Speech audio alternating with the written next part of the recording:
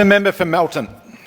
Thanks, Acting Speaker, and it's always great to follow the member for Greenvale in his contributions. Always worthy to listen to them. And I rise to speak on the Confiscation Amendment Unexplained Wealth Bill 2024. And Acting Speaker, under this legislation, we're making it much easier for Victoria Police to do their jobs. And of course, these are barriers that have been identified to government that get in the way of being able to keep us safe. The Confiscation Amendment Unexplained Wealth Bill 2024 amends the Confiscation Act 1997 to strengthen and improve Victoria's existing unexplained wealth laws by introducing a new unexplained wealth order that better targets unlawfully acquired wealth. The bill also makes other minor amendments to give effect to the new pathway, and it improves the operation of the Confiscation Act 1997. I'd like to extend my sincere thanks to the Attorney-General and her team who've worked so hard to get this legislation underway, and would like to acknowledge the Attorney-General's words in the media only last week, and I quote, the Attorney-General said, "It doesn't matter if you spend your money on yachts, mansions or fancy hotel rooms. If you get it from doing a crime, we're going to take it off you." Close quote. And I think that's a fantastic statement by the Attorney-General, and that's the principle of this legislation, that if people have acquired wealth through circumstances that are not legitimate, then clearly they should not have those, continue to have those assets. I also want to make reference to, obviously, the budget today and helping families budget, and of course I know other colleagues have raised this, and this is about the total package of $28.78 million being extended to the community legal services, and I want to give a shout out to the Brimbank Melton Community Legal Centre and the work that they do with constituents in my electorate, and I know my colleague over at Koroit in her constituents, the great work that the Brimbank Melton Community Legal Centre do, and I applaud them for all of that work.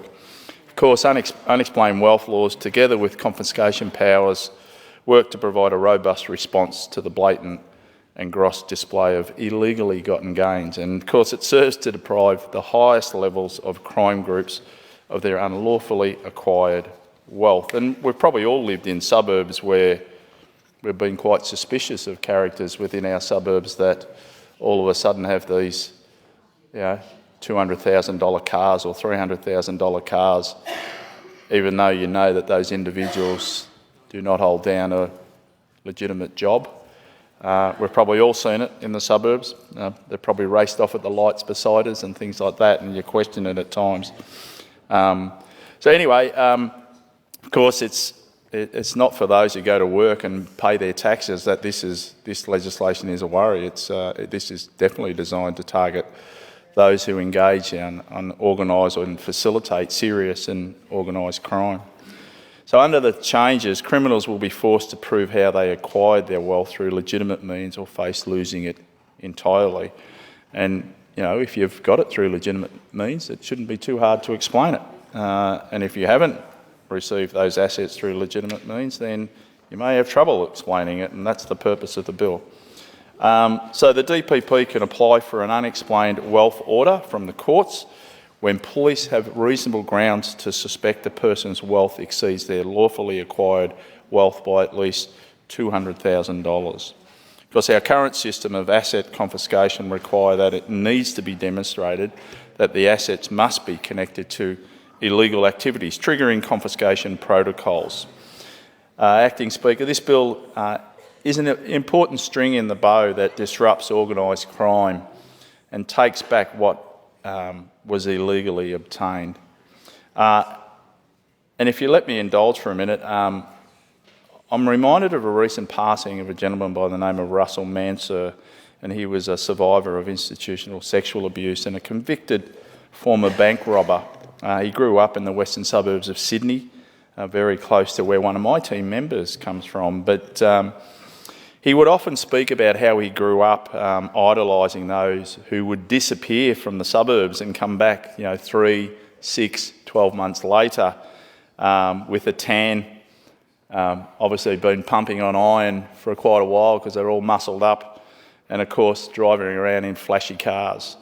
And of course that flashy expenditure has the additional negative impact on making a life outside the law seem attractive to many young recruits, and that's not what we want to see, where we see these characters in suburbs thinking they own the suburbs, but also sort of too high up on their own importance with their flashy cars and their pumped up bodies and their tattoos all over them and things like that, and sort of exploiting the wealth that they've created.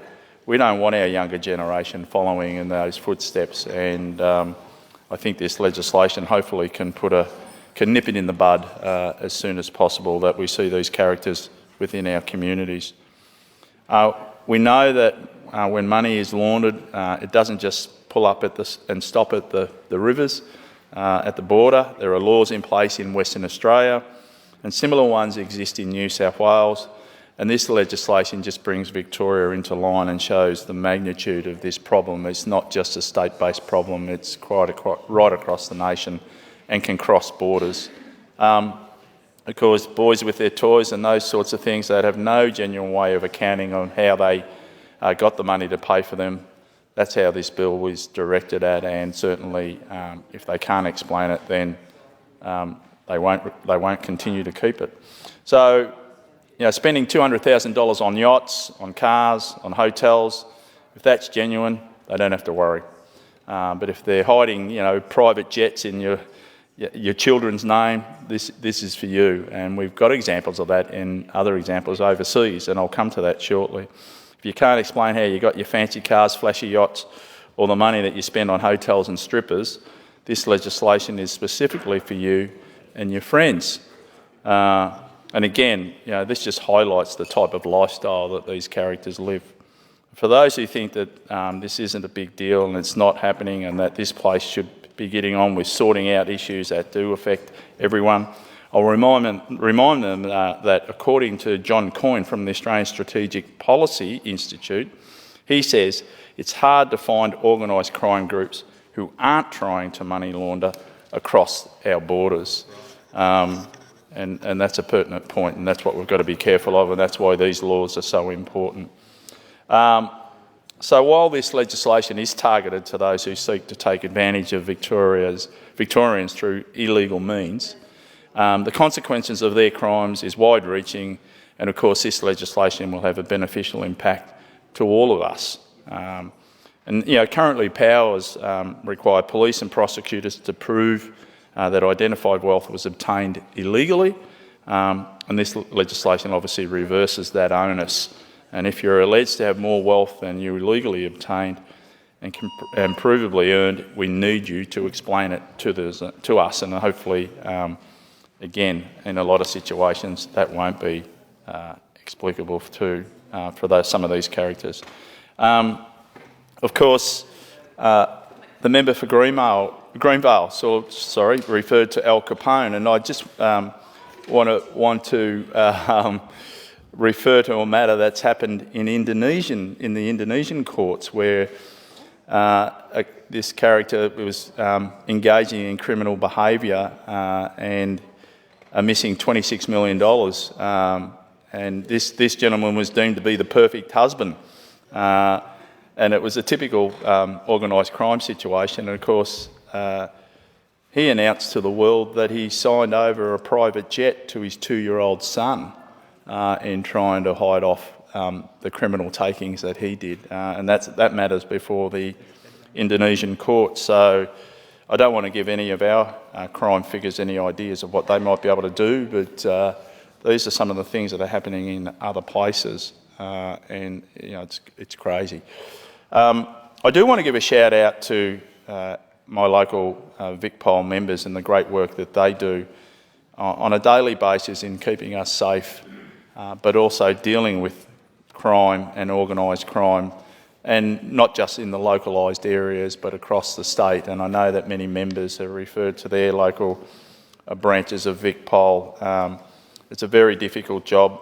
It's difficult to track down organised crime, and they're up against it all the time, but let me say they do an amazing job, and full credit to them. And for our government to pass the laws that will support them in doing what they do, I think it's a full credit, as I said, to the Attorney General and her people, and the Allan Labor government, and I commend the bill to the House.